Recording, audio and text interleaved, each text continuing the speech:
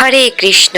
মাঘ মাসের কৃষ্ণপক্ষের একাদশী ব্রত কবে পালন করতে হবে, ব্রত মাহাত্ম্য কি, আর ব্রত পালনের নিয়ম বিধি এবং সবশেষে থাকবে পালনের সময়সূচি। মাঘ মাসের কৃষ্ণপক্ষের একাদশী ব্রত পালন করতে হবে 6 ফেব্রুয়ারি 2024 মঙ্গলবার। এই একাদশীর নাম ষষ্ঠতিলা একাদশী ব্রত। এই ষষ্ঠতিলা একাদশীতে তিল দ্বারা স্নান, তিল শরীরে ধারণ, তিল জলে মিশিয়ে তা দিয়ে তর্পণ, তিল ভোজন এবং তিল দান, এই 6 প্রকার বিধানে সর্বপাপ বিনষ্ট হয়। তাই এই জন্য এই একাদশীর নাম ষষ্ঠতিলা একাদশী ব্রত। তাহলে চলুন জেনে নিই কিভাবে একাদশী ব্রত পালন করবেন।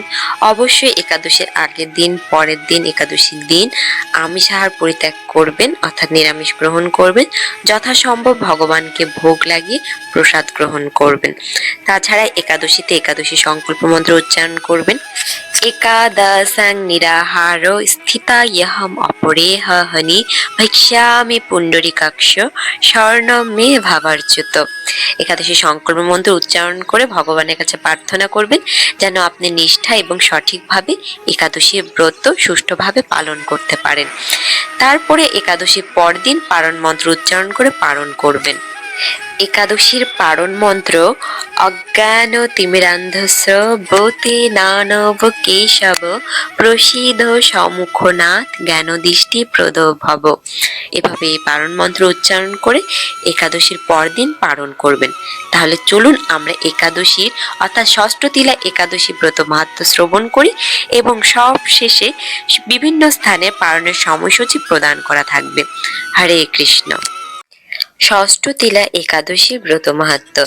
মাঘ মাসের কৃষ্ণপক্ষের ষষ্ঠতিলা একাদশীর মাহাত্ম্য ভবিষ্যোত্তর পুরাণে বর্ণিত আছে। যুধিষ্ঠির মহারাজ বললেন, হে জগন্নাথ, মাঘ মাসের কৃষ্ণপক্ষের একাদশীর তিথির নাম কি, বিধি বা কি এবং তার কি ফল সবিস্তারে বর্ণনা করুন।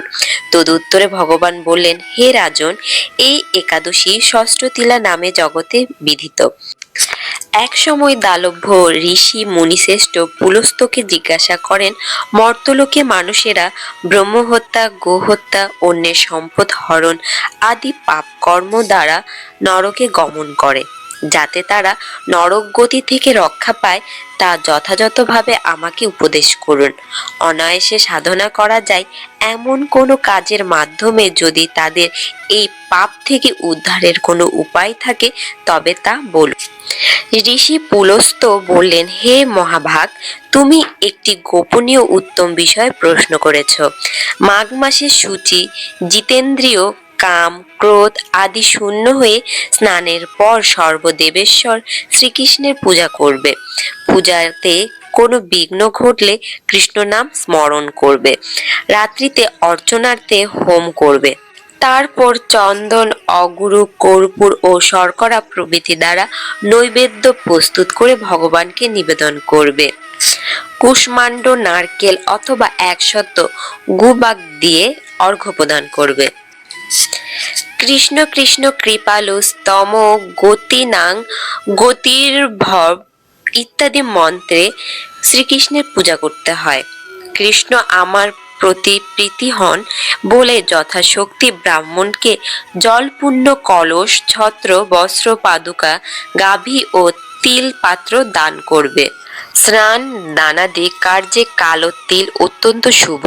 হে দ্বিজ উত্তম, ওই প্রদত্ত তিল থেকে পুনরায় যে তিল উৎপন্ন হয় তত বছর দানকারী স্বর্গলোকে বাস করে। তিল শরীরে ধারণ, তিল জলে মিশিয়ে তা দিয়ে তর্পণ, তিল ভোজন এবং তিল দান, এই 6 প্রকার বিধানে সর্বপাপ বিনষ্ট হয়ে থাকে। এই জন্য এই একাদশীর নাম ষষ্ঠতিলা।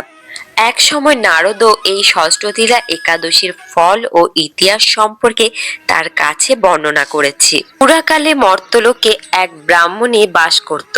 সে প্রত্যহ ব্রত আচরণ ও দেব পূজা পরায়ণ ছিল। উপবাস ক্রমে তার শরীর অত্যন্ত ক্ষীণ হয়ে গিয়েছিল। সে মহাসতী ব্রাহ্মণী অন্যের কাছ থেকে দ্রব্যাদি গ্রহণ করে দেবতা, ব্রাহ্মণ, কুমারীদের ভক্তি ভরে দান করত, কিন্তু কখনো ভিক্ষুককে ভিক্ষা দান ও ব্রাহ্মণকে অন্নদান করেনি। ভাবে বহু বছর অতিক্রান্ত হলো। আমি চিন্তা করলাম, কষ্টসাধ্য বিভিন্ন ব্রত করার ফলে এই ব্রাহ্মণের শরীরটি শুকিয়ে যাচ্ছে। সে যথাযথভাবে বৈষ্ণবদের অর্চনও করছে, কিন্তু তাদের পরিতৃপ্তির জন্য এখনো অন্নদান করেনি। তাই আমি একদিন কাপালিক রূপ ধারণ করে তামার পাত্র হাতে নিয়ে তার কাছে গিয়ে ভিক্ষা প্রার্থনা করলাম। ব্রাহ্মণী বললেন, হে ব্রাহ্মণ, তুমি কোথা থেকে এসেছো, কোথায় যাবে, তা আমাকে বলো। আমি বললাম, হে সুন্দরী, আমাকে ভিক্ষা দাও। তখন সে ক্রুদ্ধ হয়ে আমার পাত্রে একটি মাটির ঢেলা নিক্ষেপ করলো। তারপর আমি সেখান থেকে চলে গেলাম। বহুকাল পরে সে ব্রাহ্মণী ব্রত প্রভাবে সশরীরে স্বর্গে গমন করলো।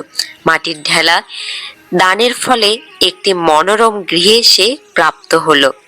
কিন্তু হে নারদ, সেখানে কোনো ধান ও চাল কিছুই ছিল না।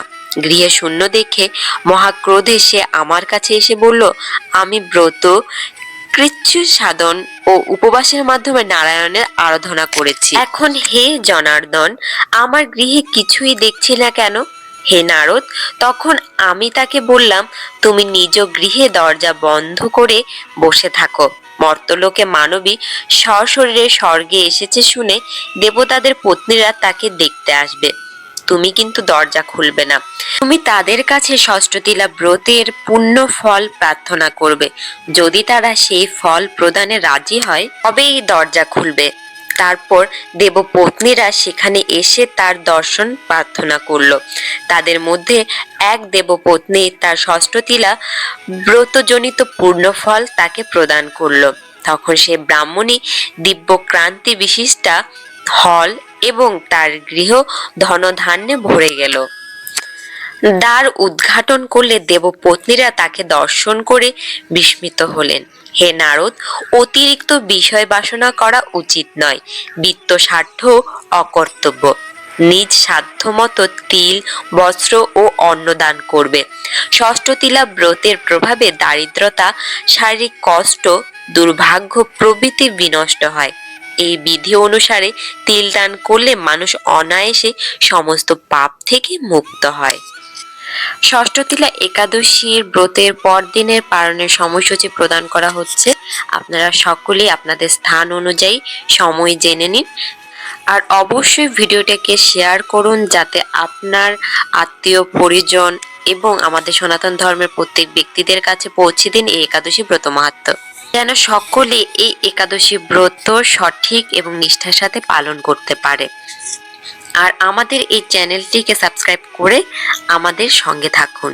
সকলকে কৃষ্ণ প্রীতি শুভেচ্ছা। হরে কৃষ্ণ।